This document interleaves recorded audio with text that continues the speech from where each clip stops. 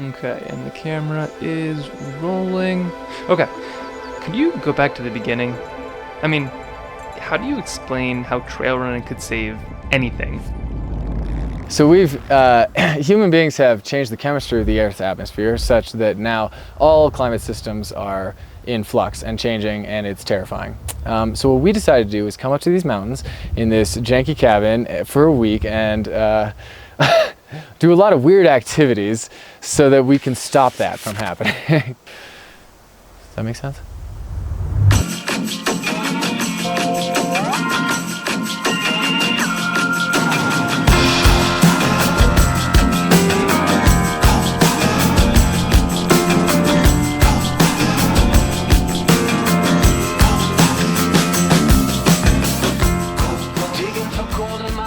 Do you know what mountain that is? The really epic one? Yeah. No. That's cool. Anyway. Yeah, so we usually start our day eating breakfast together, having conversation, and then we start a run all together. It's been nice because most of our runs we've just been all together and still talking with each other, which is awesome. I think today we're just going straight up a mountain, which is typical. We're gonna run down this road here, up that side valley where the clouds are, and it's beautiful, and you're gonna love it. Does anybody have any questions? Our shared interest in our context is trail running, so everybody here is a trail runner to some degree. We share a lot of conversations then, like some of the most powerful connections and conversations we have at Footprints come during our runs. Like, what is their personal connection to this? Like, why do they care so much about it? As an outdoorsman, you hope the best for the climate. If any part of it is being damaged, I think that hits pretty close to home. Since 2017, my family and I have had to evacuate due to wildfires 3 times. And it's really made climate change this immediate thing for me in a way that before the wildfires, I don't think I fully believed. There's something about the oxygen that's pumping through your veins that's making you really reflect on how you're part of these bigger systems. Like your heart is literally so much more open and your lungs are so much more open. And yeah, I think it's just hit home for me because a lot of the people that are experiencing the brunt of the impacts look like me. I've already sort of had these feelings on my own scale. The coolest part of Footprints, I think, is this mentor-camper pairing.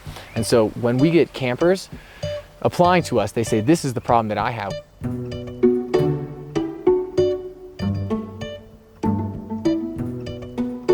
We find experts in that field. You know, sometimes that's climate scientists, sometimes those are business leaders, sometimes maybe they're professional athletes, whatever. But it's people who have done work on the kind of projects that these campers have, and who know how to put these kind of projects into action.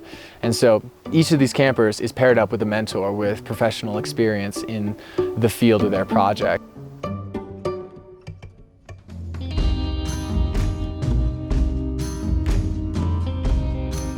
We're going to really dig into carbon cycling, carbon storage, how it works, and how different ecosystems play a role in that. Adventuring in a way that's about deepening my relationship with land. Thinking about how ecosystems work, we're gonna have to throw those mental models out the window. And the key to this is we're solution independent. So this is not about finding out what you could have done differently. This is about finding out why it failed. Helping people learn more about the marine environment. And studying fish was the easiest way for me to get into doing that.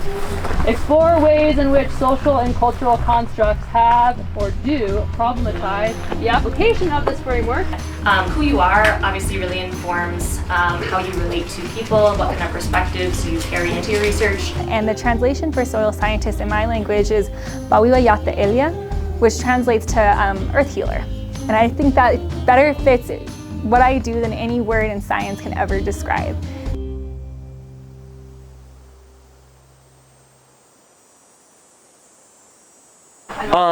We are identifying the problem that we're looking to solve, and you know, building out the basic structure of the project and the trajectory of addressing the problem.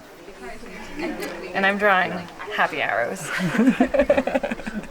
These are the arrows of success. That's right, yeah. Once you put these on here, there's only one direction this can all go, and it is with the arrows. Sideways. Yeah.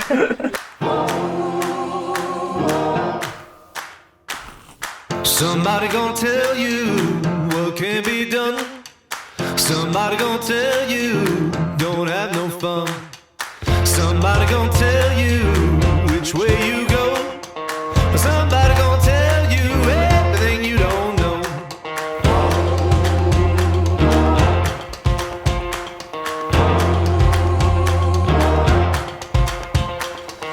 Everybody been talking, saying all the same.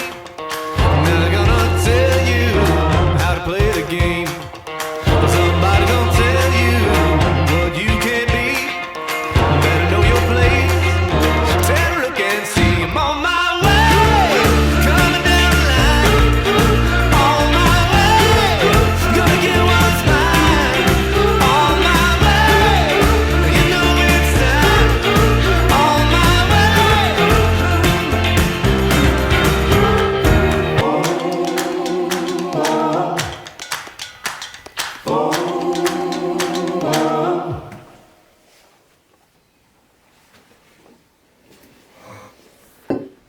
The biggest part about footprints is we're not doing individual action, we're doing collective action. And so after the campers understand their problem, understand their why, they understand how to do this project, they need to figure out how to get their community to take that action with them. So they don't go home, do a thing, and then it disappears. What they're gonna do is become leaders in the places they live and create this culture of climate action in their communities.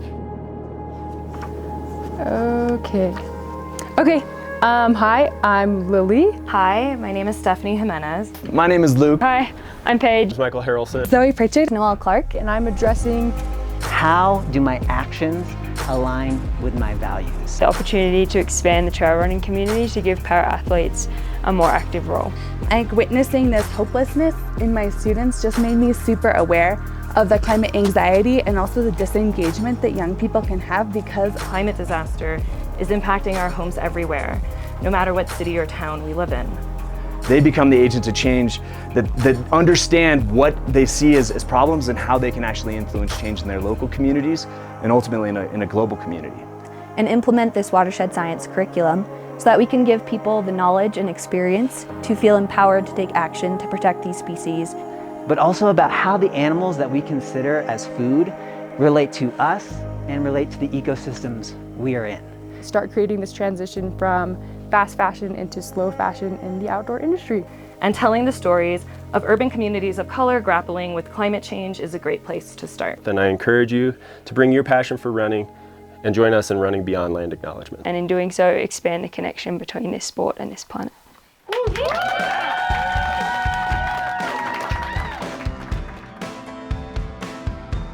It does scale up. If people in every community make changes to address climate change, then the world is going to be able to make global action possible for climate change.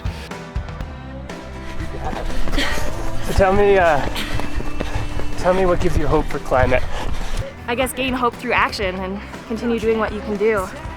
Even individual people can make a difference in their communities, and our Earth is just made up of small communities, small ecosystems, all joined together. The person who likes walking, or maybe in our case running, is gonna go a lot further than the person who loves the destination. And I think that's really the important thing when it comes to like creating the change makers and climate leaders of tomorrow, is helping people to love the process. It's not hope, it's love. I do it because I love this place. I love the earth, I love my students, my community, people, and I don't know anything else but to take care of what I love.